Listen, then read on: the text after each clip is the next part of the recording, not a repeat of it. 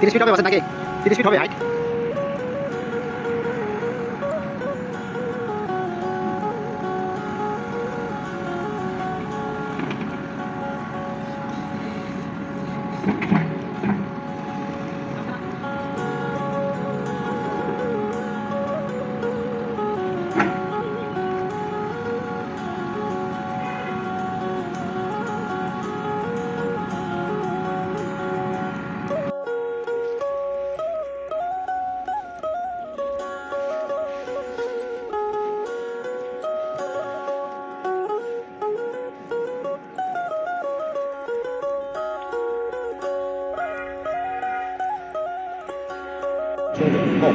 কামিন্সের আবার বর্তমানে ছোট গাড়িগুলো নিয়ে একটু সমস্যা, ওদের স্পেয়ার পার্টসেও সমস্যা আছে। আমাদের কামিন্স গাড়ি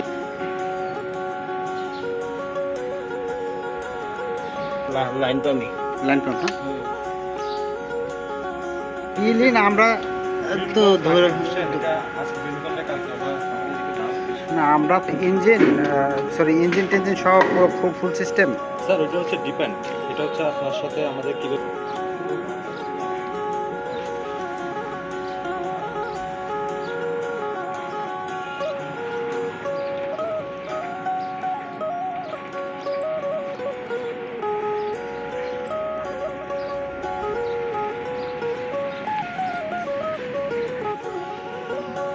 পাম্প একটাই মনে হয় নাকি? একটা থেকে পাম্প একটা না, পাম্প হচ্ছে এটা হচ্ছে মেন পাম্প, এটা হচ্ছে সেকেন্ডারি। স্পেয়ার পার্টস অ্যাভেলেবেল কীরকম আপনাদের? জি, একটু স্টোরটা দেখলে বুঝতে পারবেন। আপনাদের কাছে পাওয়া যায়। ওয়ারেন্টি পিরিয়ড না নিলাম আমাদের ওয়ারেন্টি পিরিয়ড শেষ হওয়ার পরও যদি নেন আপনাদের